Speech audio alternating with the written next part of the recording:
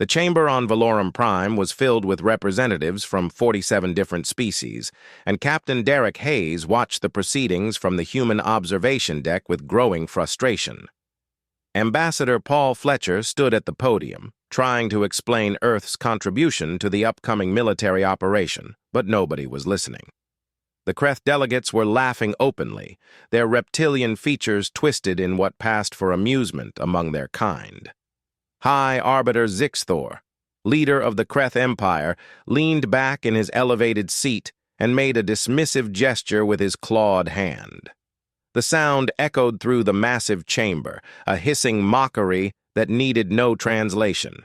Fletcher pressed on despite the humiliation. Earth was prepared to commit 37 vessels to the Coalition Defense Fleet, including destroyers, frigates, and command ships like the Valiant. Each vessel was crewed by trained personnel who had spent years preparing for exactly this kind of crisis. The Devourers had already destroyed 3 Outer Rim colonies, consuming everything in their path, and humanity wanted to help stop them. Fletcher's voice remained steady and professional, but Hayes could see the tension in his shoulders, the way his hands gripped the edges of the podium just a little too tightly. Commander Vasharine of the Kreth military stood and interrupted the ambassador without asking for permission.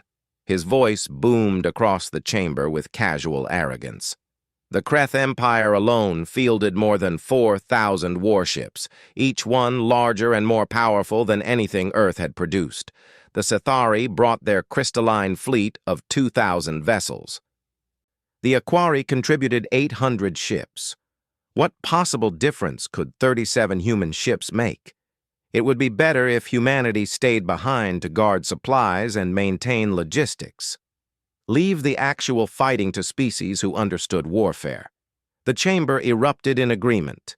Species after species voiced their support for Vasharine's suggestion.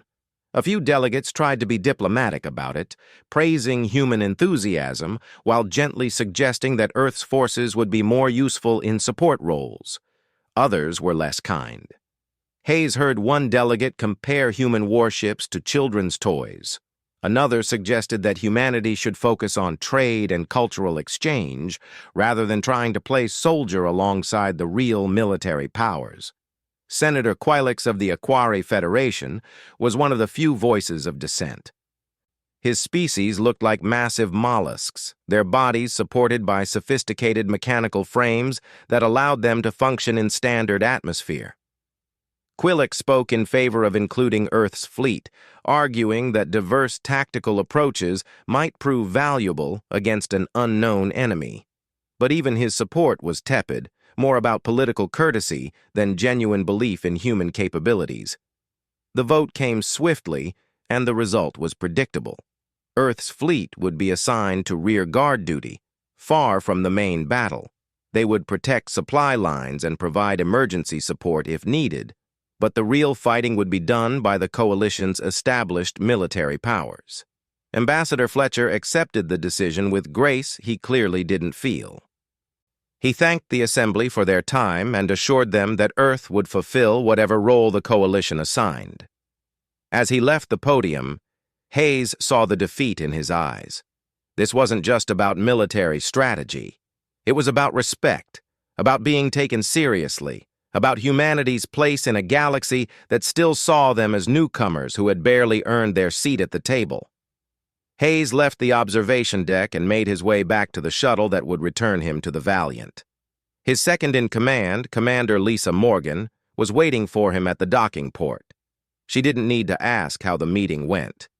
The answer was written all over his face. They boarded the shuttle in silence and didn't speak until they were away from the station, where there was no chance of being overheard by coalition monitoring systems. Morgan broke the silence first. Her voice was carefully controlled, but Hayes could hear the anger underneath. 20 years of training and preparation, and they were being relegated to guard duty like fresh recruits who couldn't be trusted with real responsibility. The crew of the Valiant had run more combat simulations than most coalition officers would see in their entire careers. They had developed tactics and strategies that took advantage of their ship's unique capabilities. But none of that mattered, because humanity's fleet was small and their technology looked primitive compared to the advanced systems other species had inherited from ancient civilizations. Hayes understood her frustration because he shared it completely, but he also understood something she didn't, not yet. Admiral Helen Carter had contacted him privately before he left for Valorum Prime. The conversation had been brief and encrypted, conducted through channels that even Coalition intelligence wouldn't detect. Carter had told him to be patient, to accept whatever assignment the Coalition gave them, and to keep the fleet ready. Something was coming, something that would change everything, but she couldn't give him details. Not yet. Just wait for the signal and trust Earth's leadership. The shuttle docked with the Valiant, and Hayes made his way to the bridge. His crew was waiting for the news, and he could see hope in their faces. Hope that quickly faded when he explained the Council's decision. Rear guard duty, support operations, stay out of the way while the real militaries handled the real fighting. The disappointment was palpable, but the crew remained professional. They had their orders and they would follow them, even if those orders felt like an insult. Ensign Greg Palmer was monitoring the sensor station when something caught his attention. He reported an unusual reading from the outer edges of the Sol system, something massive moving through the Kuiper Belt. The signature was strange, not matching any known vessel configuration. It was too far away for detailed scans, and whatever it was had sophisticated shielding that made analysis difficult. Palmer flagged it as potentially significant and passed the data to Morgan for review. Morgan studied the readings with interest but didn't make much of it. There were always strange sensor ghosts at extreme range, artifacts of distance and interference. She filed the report away and turned her attention to more immediate concerns. The fleet needed to prepare for departure. They had 3 days to reach the rally point at Kelvanis, 3 days to get ready for a battle they wouldn't be allowed to fight. Hayes stood on the bridge of his ship and looked out at the stars. Somewhere out there, the Devourers were consuming worlds and killing millions. And somewhere closer, in the cold darkness beyond Neptune's orbit, something massive was moving. Admiral Carter's words echoed in his mind. Wait for the signal. Trust the plan. He didn't know what was coming, but he knew his crew would be ready when it arrived. The Valiant's engines powered up and the ship pulled away from Valorum Prime. Behind them, the Coalition's mighty armada was assembling. Thousands of ships, representing the combined military might of 47 spacefaring civilizations. It was an impressive sight, a fleet that should have been able to crush any threat. But Hayes had read the reports about the Devourers, had seen the data from the colonies they destroyed. This enemy was different, adaptive, and relentless. The Coalition was preparing to fight them with overwhelming force and ancient tactics. Hayes hoped it would be enough. But deep down, in a place he wouldn't admit even to Morgan, he suspected it wouldn't be. The Coalition was about to learn a hard lesson about the difference between having power and knowing how to use it. And when that lesson came, when the mighty fleets of the galaxy discovered that size and strength weren't always enough, humanity's small, mocked fleet would be waiting. They would hold the line like humans had always held the line throughout their violent history. They would stand and fight when others ran. They would prove that sometimes the species everyone underestimates is the one that changes everything. The Coalition fleet emerged from faster-than-light travel at the edge of the Kelvanis system, and what they saw made even the most experienced commanders pause. The planet itself was dying, its atmosphere torn apart by weapons that consumed matter and energy with equal efficiency. Hundreds of Devourer vessels orbited the wounded world, their biomechanical hulls pulsing with stolen life force. Each ship was unique, grown rather than built, adapted to its specific purpose in the swarm. They ranged from small fighters the size of shuttles to massive capital ships that rivaled the largest Coalition dreadnoughts. High Arbiter Zixthor surveyed the enemy from the bridge of his flagship, the Eternal Dominion.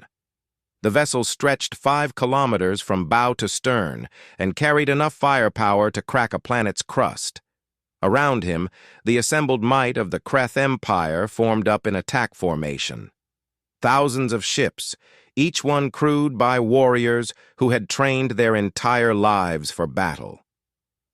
Behind the Kreth fleet came the Cathari crystalline warships, beautiful and deadly, their hulls refracting light into rainbow patterns. The Velnari contributed swarms of fighters that moved like schools of fish, coordinated through hive-mind connections. Captain Derek Hayes watched from the Valiant's position in the rear guard, 20 light minutes away from the main battle group. His orders were clear and insulting. Stay back, protect the supply convoy, and only engage if enemy forces somehow broke through the entire coalition armada. Commander Lisa Morgan sat at her tactical station, her fingers dancing across controls as she monitored the enemy fleet. She was running constant analysis, building a picture of how the Devourers operated and fought. The coalition opened fire with a coordinated barrage that lit up space like a new sun. Particle beams, plasma cannons, and missile volleys crossed the distance at near-light speed. Devourer ships exploded by the dozens, their biomechanical bodies unable to withstand the concentrated firepower of thousands of warships. Commander Vasharine's tactical predictions seemed accurate, and the Kreth military doctrine of overwhelming force appeared to be working perfectly. Victory looked certain within hours. Hayes wanted to feel relieved, but something bothered him about the battle. The Devourers were dying too easily, taking hits without attempting evasive maneuvers or defensive tactics. Morgan noticed it too, and her analysis suggested they were being drawn in, encouraged to commit deeper into the enemy formation. She reported her concerns through proper channels, but received no response. The coalition commanders were too focused on their apparent success to listen to warnings from a species they'd already dismissed as inferior. The trap sprung with devastating efficiency. A spatial anomaly opened behind the coalition fleet, a tear in space-time that shouldn't have been possible with known technology. Hundreds of additional Devourer vessels poured through the breach, cutting off all retreat routes. The enemy had been waiting, using the first wave as bait, while positioning their real strength for an ambush. Worse, the Devourer ships began adapting in real time. Their biomechanical nature allowed them to evolve defenses against coalition weapons, hardening their hulls against particle beams and growing new armor to deflect plasma fire. The battle transformed from a massacre into a nightmare. Kreth dreadnoughts that had seemed invincible found their weapons becoming less effective with each passing minute. The Devourers learned and adapted faster than anyone thought possible. Cathari ships, beautiful and proud, shattered under concentrated fire from enemies that now understood exactly how to break their crystalline structures. Velnari fighter swarms died in their thousands, their hive-mind coordination turning into a liability when the Devourers started targeting their command nodes. High Arbiter Zixthor refused to order a retreat. Kreth culture valued honor above survival, and running from battle was unthinkable. He commanded his fleet to stand and fight, to trade their lives for enemy kills in a test of strength and endurance. Other coalition commanders had no choice but to follow his lead or risk breaking formation and dying alone. Senator Quillix tried to organize a rescue operation for stranded crews and lost half his ships in the attempt. The Aquari vessels weren't built for direct combat, and the Devourers tore them apart with casual efficiency. Hayes gripped the arms of his command chair hard enough to hurt. 8 hours of brutal combat passed while he was forced to watch from safe distance. Coalition losses exceeded 40%, and the survivors were exhausted, their ships damaged, and their crews in shock. Morgan kept feeding him tactical data, showing him patterns in the Devourer attacks that the coalition commanders couldn't see because they were too busy dying. The enemy ships adapted individually rather than as a unified force. It was both their greatest strength and a potential weakness that nobody was exploiting. Finally, Zixthor broke. The proud Kreth leader ordered a full retreat, and his voice carried the weight of absolute defeat. The surviving coalition ships turned and fled in all directions, discipline breaking down as panic set in. The devourers pursued with terrifying efficiency, hunting down the slower vessels and consuming them. Thousands of warships that had seemed invincible hours ago now ran for their lives, desperate to escape an enemy they didn't understand and couldn't defeat. The fleeing coalition fleet headed toward humanity's rear guard position. The species who had laughed at Earth's contribution now fled toward those 37 ships seeking protection. Hayes didn't hesitate, even though he had no orders from Admiral Carter. He commanded the human fleet to form a defensive screen between the pursuing devourers and the retreating coalition vessels. The 37 Earth ships spread out in a pattern that would have seemed suicidal to coalition tacticians. But humans fought differently than the coalition species.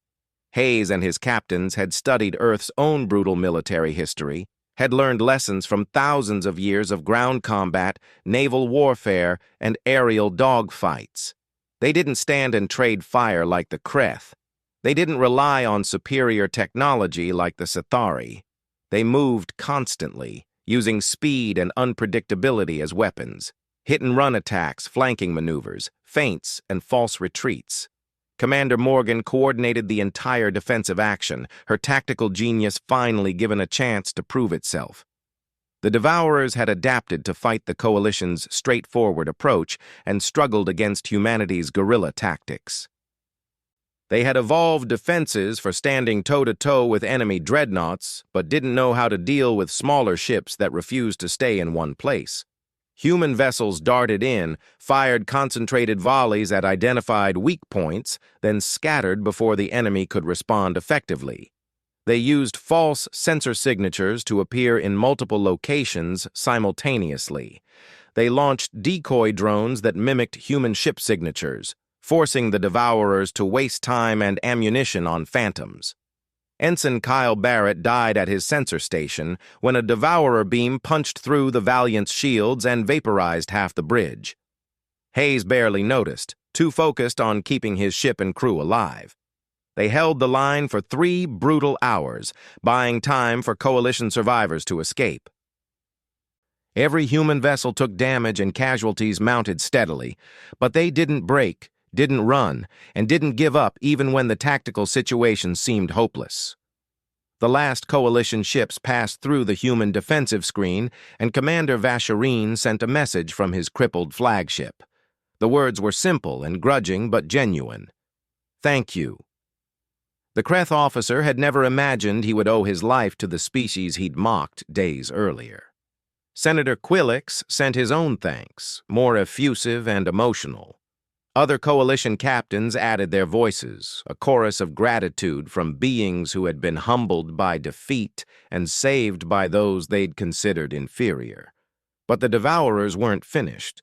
Long-range sensors showed them regrouping for a final push that would sweep away the human fleet like dust. Hayes knew his ships couldn't hold against another concentrated assault. They were damaged, low on ammunition, and his crews were exhausted. He prepared to order a fighting retreat, to save as many of his people as possible, while knowing that many wouldn't make it out. That was when Admiral Helen Carter's transmission arrived. 3 words appeared on every human ship's communication system simultaneously. 3 words that changed everything about the battle and humanity's place in the galaxy. Horizon is coming. Hayes didn't know what that meant, but he heard the certainty in Carter's voice, the absolute confidence that came through even in a text message. He passed the word to his fleet and saw hope return to faces that had been preparing for death. 23 minutes. That was all they needed to hold for. 23 more minutes against an enemy that had already adapted to their tactics, against biomechanical horrors that learned from every engagement. Morgan ran the numbers and told him honestly that their odds weren't good. The Devourers would figure out human tactics within 15 minutes, and then it would be a slaughter. But Hayes had faith in his crew and his species. Humans had been beating bad odds since they climbed down from trees and decided to hunt animals 10 times their size. He broadcast a simple message to all 37 ships. Hold for 23 minutes. Not for the coalition, not for Earth, but for the crew on your left and right. Humanity stands together. The response was immediate and universal. Every captain acknowledged and prepared for the desperate final stand. They would buy those 23 minutes with blood and steel and determination. They would prove one last time that humans don't quit just because the universe says they can't win. The human fleet deployed every trick they had learned in years of training and simulation. Decoy drones mimicked ship signatures, while the real vessels moved through attack patterns that changed every 30 seconds. Electronic warfare systems flooded the battle space with false sensor data, making it appear as though the 37 ships were 300. Concentrated fire took down Devourer vessels one at a time, focusing all available weapons on single targets before switching to the next. It wasn't elegant or sophisticated, but it worked well enough to buy precious minutes. 12 minutes passed, and the destroyer Endeavour lost main power after taking a direct hit to its reactor core. The crew managed to get emergency systems online, but the ship was dead in space, helpless before the advancing enemy. Captain Hayes ordered 2 frigates to shield the crippled destroyer with their own hulls, while damage control teams worked frantically to restore power. The frigates took heavy fire meant for Endeavour, their shields failing under the sustained assault. One frigate, the Nightingale, suffered a catastrophic hull breach that vented 3 compartments to space along with everyone inside them. 15 minutes gone, and the Devourers began adapting to human tactics exactly as Morgan predicted. Their biomechanical systems learned the patterns behind the apparent chaos, started anticipating human movements and compensating for decoy drones. The battle became harder, bloodier, and more desperate with each passing second. Hayes watched his tactical display and saw human ships taking damage faster than their crews could repair. They were losing the race against time, and there was nothing he could do except keep fighting and hope that whatever Admiral Carter promised would arrive before his fleet was destroyed. 20 minutes elapsed, and Ensign Palmer reported something impossible from his sensor station. A massive spatial distortion appeared at the edge of the system, but it wasn't the familiar ripple of coalition faster-than-light technology. Space itself twisted and bent in ways that violated every principle of standard physics. The energy signatures were completely unknown, operating on frequencies that coalition sensors weren't even designed to detect. For a moment, everything stopped. Human and devourer alike paused as they sensed something enormous entering the battlefield. The distortion tore open like a wound in reality, and from it emerged the vessel designated Horizon. The mothership was nearly 2 kilometers long, built in a style that was distinctly and aggressively human. Angular armor plating covered a frame that drew inspiration from Earth's naval battleships, aircraft carriers, and orbital defense platforms. There was nothing smooth or organic about its design. It looked functional, practical, and deadly. Every line and surface screamed that this ship was built for one purpose, and that purpose was war. Captain Hayes felt something unlock in his chest, a tension he hadn't realized he was carrying. That was human engineering at its finest, the culmination of 15 years of secret construction in the cold depths beyond Neptune. The mothership represented everything Earth could achieve when they stopped trying to copy alien technology and trusted their own innovation and creativity. Admiral Helen Carter's voice broadcast from Horizon on all frequencies, reaching every ship in the system whether they were human, coalition, or devourer. Her message was brief and professional. "This is Admiral Carter, United Earth Defense Fleet, aboard the mothership Horizon. To all coalition forces, help is here. To the devourers, you should have taken us seriously." There was no boasting in her tone, no dramatic flourish. Just a statement of fact, delivered with the confidence of someone who knew exactly what their ship could do. Horizon's weapon systems activated, and the light show that followed was unlike anything the galaxy had seen in living memory. Railgun arrays fired projectiles accelerated to relativistic speeds by electromagnetic force. Each slug carried kinetic energy equivalent to a small nuclear weapon, and they hit devourer ships with devastating effect. Missile pods opened and launched thousands of independently guided warheads that spread across the battlefield like a swarm of angry insects. Directed energy weapons operating on entirely new frequency ranges carved through biomechanical hulls that had adapted to resist coalition lasers and particle beams. And something new, something that made coalition scientists watching from safe distance question their understanding of physics entirely. Gravitational lensing projectors that could bend space itself to redirect enemy fire.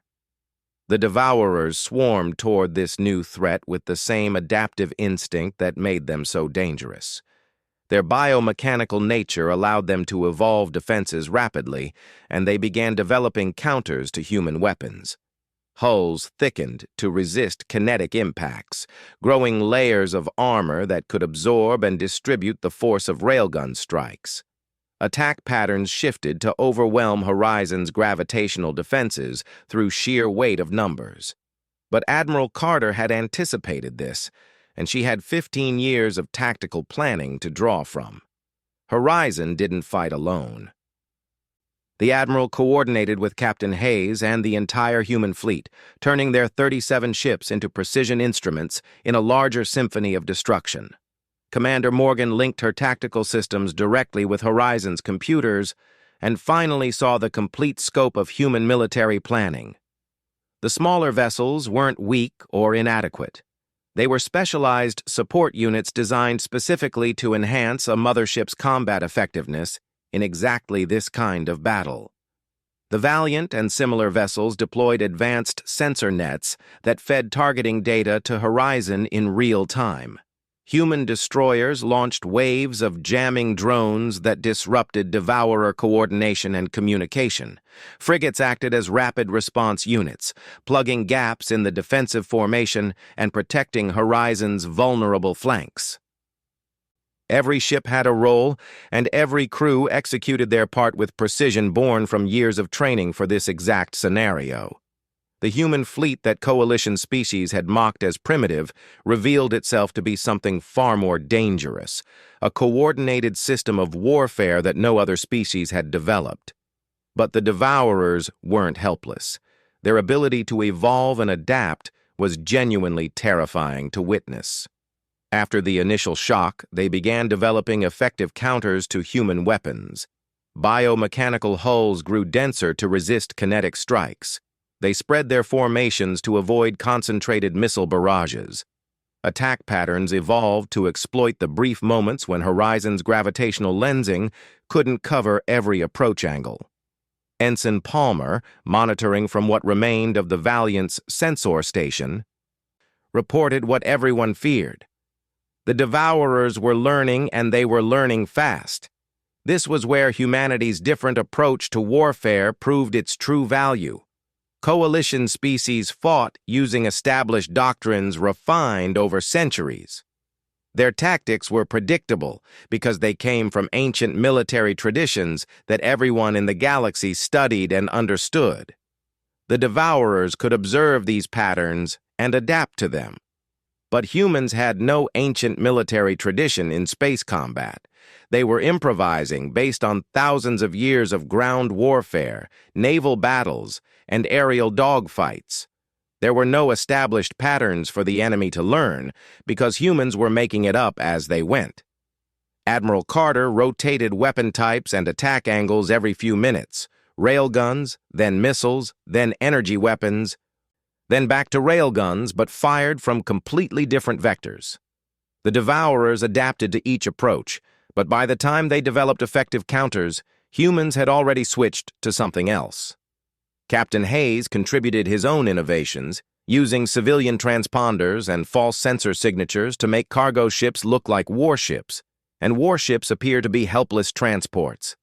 Devourers wasted precious time and ammunition attacking decoys while real threats maneuvered into position. The Coalition survivors, watching from safe distance, couldn't believe what they were seeing. High Arbiter Zix Thor sat on his damaged flagship and received sensor data that contradicted everything he thought he knew about warfare and military power. The humans, whose tiny fleet he had dismissed with casual contempt, were winning against an enemy that had destroyed the Coalition's combined might. Senator Quillix was the first to act on this revelation. His remaining ships turned around and headed back toward the battle, broadcasting a message to other Coalition survivors. They held the line for us. Now we return the favor. Other Coalition vessels slowly followed his example. Commander Vashreen, despite his wounded pride, ordered his surviving Kreth ships to form up and rejoin the fight. Sathari crystalline vessels that had fled in panic reoriented their weapons systems and began moving back toward combat. The Coalition fleet was battered and diminished, but not destroyed. And now they were learning from human tactics, adapting their own strategies to support Earth's forces in ways that actually made tactical sense. The battle evolved into something new and unprecedented in galactic history. Coalition and human forces achieved genuine coordination for the first time, combining their different strengths into something greater than the sum of parts. Kreth dreadnoughts used their still considerable firepower to create kill zones that funneled Devourer ships into Horizon's optimal firing arcs. Sathari vessels used their crystalline hulls to reflect human laser fire, creating unexpected attack angles that the enemy couldn't predict or defend against. Commander Morgan coordinated this combined fleet from her position aboard the Valiant, her tactical genius finally given resources worthy of her ability. The combined human and Coalition forces pressed their advantage, while the Devourers struggled to adapt to multiple different tactical approaches simultaneously. Admiral Carter identified this as the key to victory and exploited it ruthlessly. She coordinated attacks that forced the enemy to choose which threat to defend against, knowing that any choice would leave them vulnerable to something else. Kreth dreadnoughts would open fire from one direction, while Horizon launched missiles from another angle, and Sathari ships attacked from a third vector. The biomechanical ships could adapt to any single approach, but not to three different ones happening at the same moment. Commander Morgan worked her tactical station like a musical instrument, orchestrating the death of enemy vessels with cold precision. She identified Devourer command nodes through careful analysis of their movement patterns and marked them as priority targets. When these command ships died, the surrounding vessels lost coordination and became easier to destroy. It was brutal, methodical, and terrifyingly effective. Over 3 hours of sustained combat, the tide turned completely. The Devourers, who had seemed unstoppable, now found themselves being systematically destroyed by an enemy that refused to fight fair or predictable. But the enemy wasn't finished. The largest Devourer vessel, a biomechanical nightmare nearly the size of Horizon itself, made a desperate gambit. It charged directly toward the Mothership on a collision course, its hull beginning to glow with energy that suggested it was overloading its core systems. If it reached Horizon and detonated, the explosion would vaporize everything within a 50-kilometer radius. Admiral Carter ordered evasive maneuvers, but Horizon was built for power, not speed. The Mothership couldn't turn fast enough to avoid the suicide ram. Captain Hayes reacted on pure instinct. The Valiant broke formation and accelerated to intercept, every weapon system firing at maximum output. He didn't ask permission or wait for orders. His ship and crew were in position to make a difference, and that was the only calculation that mattered. The destroyer Swift and the frigate Guardian joined him immediately, their captains making the same instant decision. The destroyer Nightingale, already heavily damaged from earlier combat, somehow coaxed enough power from its dying engines to contribute to the desperate defense. Four human ships concentrated everything they had on the charging Devourer. Railguns fired until the barrels glowed red from heat stress. Missile pods emptied completely in a single massive salvo. Energy weapons burned at maximum intensity, even as power cores screamed warnings about imminent overload. The Devourer's trajectory shifted slightly under the concentrated assault, but not enough. It was going to hit horizon unless something else intervened. Hayes knew what had to be done, and he knew the cost. He ordered his helmsman to ram.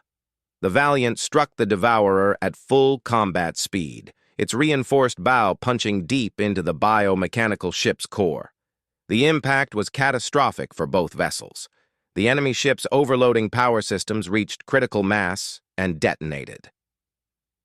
The explosion consumed the Devourer completely and reached out to embrace everything nearby.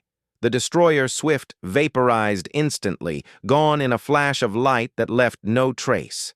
The Guardian lost its entire port side, tumbling through space trailing debris and bodies. The Nightingale went dark, its emergency power finally giving out. The Valiant took the worst of it, positioned at the center of the blast. The explosion tore through shields that were already failing and ripped into the hull with tremendous force. Bulkheads collapsed, systems failed, and compartments vented to space. Ensign Barrett's sensor station exploded in a shower of sparks and metal fragments that killed him instantly. 47 other crew members died in the first 3 seconds. Many more were injured as the ship's internal structure buckled and twisted under forces it was never designed to withstand. Captain Hayes found himself thrown against his command chair hard enough to crack ribs. Blood ran into his eyes from a scalp wound, and his left arm hung at an unnatural angle. Commander Morgan was bleeding from a deep gash across her forehead, but she was already back at her station, calling out damage reports and coordinating what was left of the crew. Emergency lighting cast everything in red shadows. The air tasted of smoke and burned insulation. Alarms screamed warnings about hull breaches, power failures, and life support systems operating at minimum capacity. But Horizon survived. The mothership's shields held against the blast wave, absorbing and dispersing energy that would have destroyed it if the 4 human ships hadn't intercepted the suicide ram. Admiral Carter immediately ordered rescue operations for the damaged vessels. Medical ships and damage control teams rushed toward the Valiant, the Guardian, and the drifting Nightingale. Recovery shuttles searched for survivors from the Swift, but found only debris. 138 crew members gone in an instant, their sacrifice buying survival for everyone else. The Kelvani system fell silent as the last Devourer vessel died under combined coalition fire. The immediate threat was ended, at least here. Hayes surveyed his devastated bridge through vision that kept trying to blur. Half the stations were destroyed or non-functional. Bodies lay where they had fallen, covered with emergency blankets by crew members who had seconds to spare between critical repairs. The Valiant had held the line one final time, but the cost was written in blood and twisted metal. Across the human fleet, similar scenes played out on every ship. The Guardian would never fly again, its structure too damaged to repair. The Nightingale's crew survived, but their vessel was beyond saving. Every remaining ship bore scars from the desperate battle. Human casualties totaled more than 400 dead and twice that many injured. But they had won. Against impossible odds, against an enemy that adapted to everything they tried, Earth's fleet had held long enough for Horizon to arrive and turn the tide. Admiral Carter's voice came over general broadcast, addressing all surviving forces. She spoke about the immediate threat being neutralized, about medical and repair ships arriving to help everyone who needed it.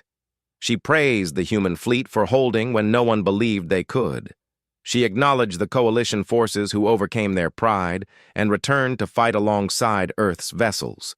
And she made it clear that today had taught everyone an important lesson about strength, determination, and what happens when different species truly work together.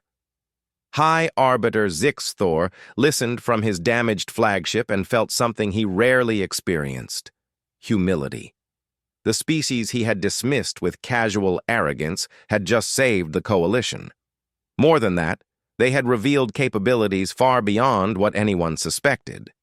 The humans had been hiding their true strength, playing weak while building something that could challenge any military power in the galaxy. He opened a communications channel to Horizon and spoke words that came hard to his proud nature. The Kreth Empire formally apologizes for our treatment of humanity. We were wrong about you. We would speak about many things. Senator Quillix added his own message with more warmth and emotion. The Aquari Federation stands with Earth, now and always. You saved us when you had every reason to let us die. That debt will not be forgotten. Other Coalition species joined in, one after another. Voices that had laughed at humanity days ago now spoke with respect and gratitude. Some were genuine, others were pragmatic calculations about the balance of power. But all of them understood that the galaxy had changed in a single afternoon. Captain Hayes barely heard any of it. He was too focused on coordinating emergency repairs and accounting for his crew. Commander Morgan had the bridge while medical teams worked on his injuries. The painkillers they gave him weren't quite enough to block everything, but he refused sedation until he knew his ship and people were stable. He walked through damaged corridors, checking on survivors, offering what comfort he could to the injured, and making sure the dead were treated with proper respect. He stopped at a memorial wall being hastily constructed in one of the surviving sections. Names were already being added to the metal surface. Kyle Barrett, Patricia Goldman, Andrew Pierce, and 45 others from the Valiant alone. Every name represented someone who had trusted him to lead them, someone who had followed his orders into hell and never come back out. The weight of that responsibility pressed down on him like gravity from a dying star. But they had won. The Devourers were defeated, at least in this system. The Coalition survived to fight another day, and humanity had proven beyond any doubt that they deserved respect and a seat at the table where decisions were made. Earth's fleet had been mocked and dismissed, relegated to rear guard duty like children too young for real combat. Then the Mothership arrived and everything changed. The galaxy would never look at humanity the same way again, and that was worth the price they had paid. The Kelvani system transformed into a massive rescue and recovery operation over the following days. Coalition medical ships arrived and worked alongside human vessels to treat wounded and recover the dead.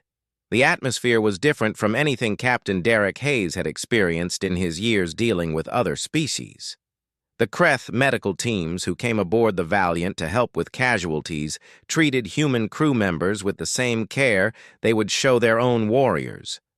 Sithari engineers worked side by side with Earth technicians to stabilize the Guardian's damaged structure. Even species that had barely acknowledged humanity's existence now offered assistance freely and without condescension. Hayes walked through his ship's corridors with his left arm in a regeneration brace and his ribs wrapped in medical supports. The Valiant bore scars that would take months to fully repair, but she was still flying, and her crew was alive.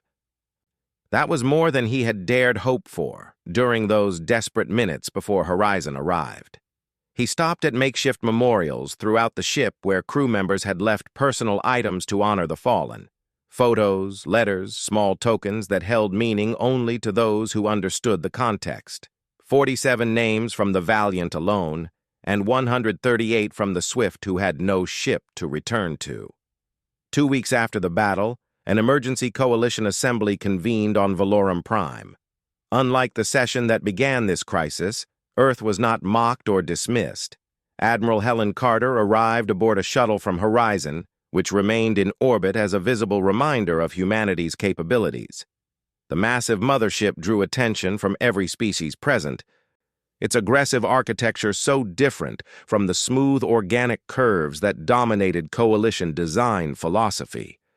Some delegates found it crude and primitive, Others recognized it as brutally efficient and purpose-built for exactly what it had accomplished. Ambassador Paul Fletcher stood at the podium and addressed a chamber that actually listened this time. He explained Project Horizon without apology or defensiveness. When humanity joined the coalition, Earth scientists discovered that every spacefaring species used technology derived from ancient ruins or derelict ships. Nobody had developed faster-than-light travel independently. They had all been given the technology by whoever left those artifacts scattered across the galaxy. Humanity was different. Human scientists had created their own FTL drive through theoretical physics and engineering, crude compared to coalition technology but genuinely original. This discovery raised disturbing questions. Who left all those ruins, and why did they want everyone using similar technology? Earth's governments made a decision to appear weak while building strength in secret.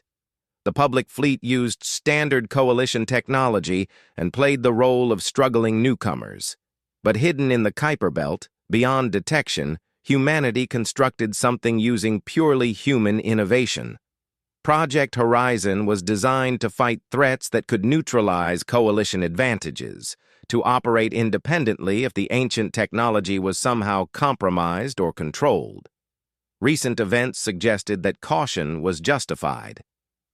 Admiral Carter followed with strategic analysis and tactical data. The Devourers weren't defeated, just pushed back from Kelvanis. Long-range probes detected their forces in dozens of other systems. More disturbing was what her scientists discovered from analyzing captured biomechanical components. The Devourers were specifically adapted to fight technology based on the ancient principles that all coalition species used. Not coincidentally, but deliberately. They were designed as a weapon to counter coalition-style ships and tactics, which raised the terrible question of who created them and whether they were connected to whoever gave the galaxy FTL technology in the first place. The assembly erupted in shocked discussion and fearful speculation. Senator Quillix voiced what many were thinking. "Are you suggesting the ancient benefactors who gave us the stars also created the Devourers?" Admiral Carter responded carefully. She was suggesting they faced an enemy specifically designed to destroy the coalition using its own technological foundation against it. Humanity's different approach allowed them to fight back effectively, but one mothership wasn't enough against the full Devourer force. The coalition needed to innovate rather than just replicate ancient designs. They needed to develop original technology using their own scientific principles. The coalition formally requested access to human innovations and technical specifications. High Arbiter Zixthor, humbled but pragmatic, proposed full technology exchange, joint military command structure, and elevation of humanity to senior coalition status. There was debate among Earth's delegation about whether to share their advantages. Some wanted to maintain superiority. Others argued that the Devourer threat required unity and cooperation. Ambassador Fletcher made the case for sharing. Earth didn't develop Horizon to dominate, but to survive. If human innovations could save coalition worlds, then they had a moral obligation to share. But Admiral Carter attached conditions. The coalition must commit to genuine research and development, not just refining ancient technology. Every species needed to contribute original ideas based on their unique scientific understanding. They would face this threat as true equals working together or fail separately. The coalition agreed to terms that would have been unthinkable weeks earlier. For the first time in its long history, the Confederation committed to original technological development rather than studying and copying what ancient civilizations left behind. Captain Hayes remained on Valorum Prime for the diplomatic proceedings, but took time to meet privately with Commander Vasharine. The Kreth officer approached him with visible discomfort, his reptilian features showing embarrassment as clearly as any human expression. Vasharine spoke without preamble about how he had mocked the human fleet and called their vessels primitive toys. He acknowledged his arrogance and admitted he was completely wrong. Hayes accepted the apology with grace and pointed out that Vasharine worked with the information available to him. The coalition had won battles for centuries, using overwhelming force and ancient technology. How could he have known that a different approach even existed? Commander Lisa Morgan received an unexpected offer to join Admiral Carter's staff and help coordinate the new Coalition Joint Military Command. It meant promotion and recognition for her tactical genius, but it also meant leaving the Valiant and Captain Hayes's command. Hayes encouraged her to accept, despite his personal reluctance to lose his best officer. She had held their fleet together when it mattered most, and now she could do the same for the entire coalition. Morgan accepted, but extracted a promise. When the Devourers were finally defeated, when the threat ended, she wanted back on the Valiant. That ship was home, and she would return to it. Construction began on additional Mothership-class vessels in orbital yards around Earth and on coalition worlds that volunteered to host the projects. The Horizon would have sister ships, Liberty, Endeavor, and Phoenix. But more importantly, coalition species started incorporating human design philosophies into their own vessels. The Kreth Empire began building ships with redundant systems and modular construction that allowed for rapid repairs and battlefield modifications. The Sithari experimented with kinetic weapons alongside their traditional energy arrays. The Aquari developed their own gravitational manipulation technology based on human theoretical frameworks. Innovations spread through the galaxy like fire through dry grass. Species that had stagnated for centuries suddenly remembered how to create rather than just copy. Young scientists and engineers who had been told their entire lives to study the ancient technology now received encouragement to develop original ideas. Research institutions that focused on historical analysis pivoted toward experimental physics and practical engineering.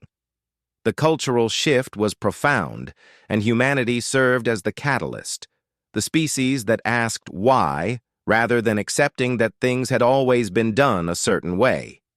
Earth didn't become the dominant military power in the coalition because that was never the goal. Instead, humanity became the force that pushed everyone else to evolve and improve. Young human officers served on coalition vessels, bringing fresh perspectives and tactical flexibility. Coalition scientists worked in Earth laboratories, combining alien knowledge with human creativity.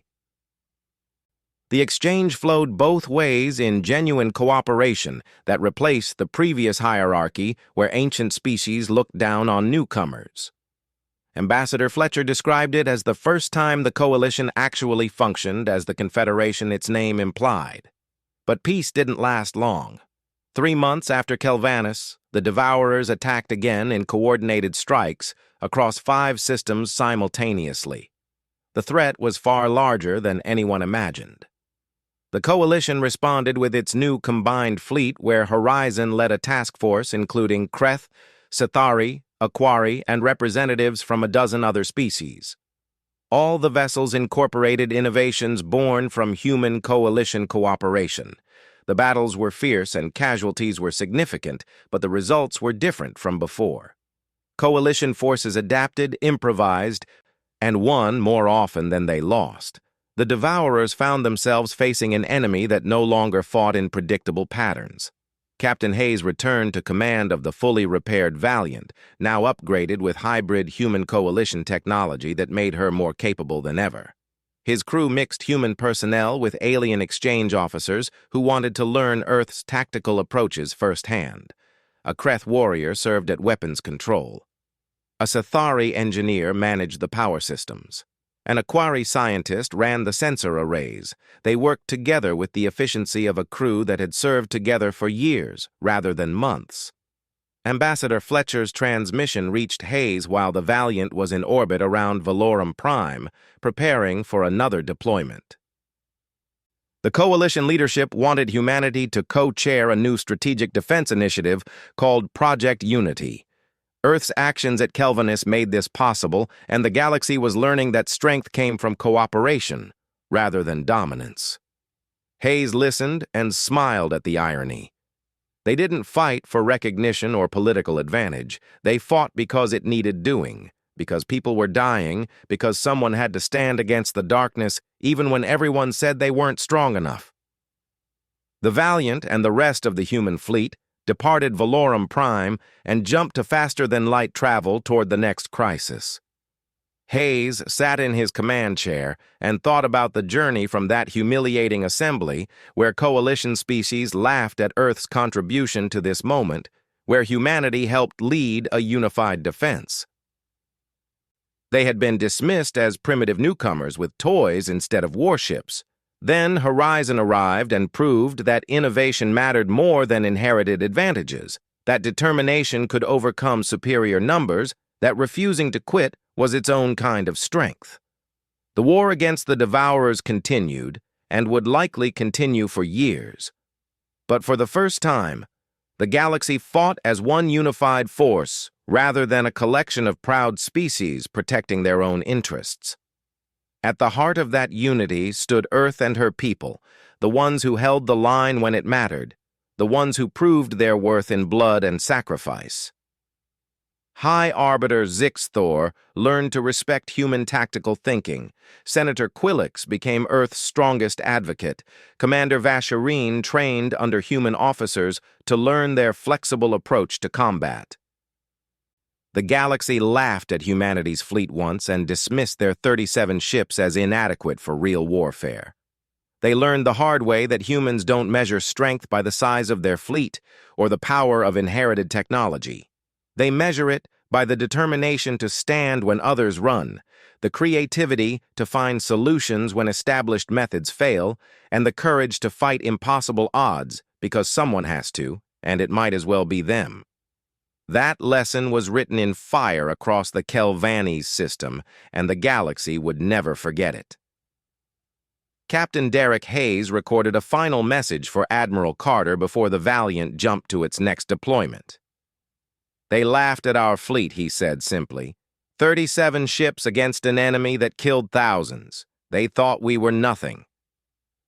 Then Horizon arrived and everything changed, but they still don't understand the real lesson. Horizon didn't save us. We saved each other. Human, Kreth, Sithari, Aquari, all of us working together. That's the real weapon the Devourers can't adapt to. That's how we win. Not with bigger ships or better technology, but by refusing to give up and standing together when the universe tries to tear us apart.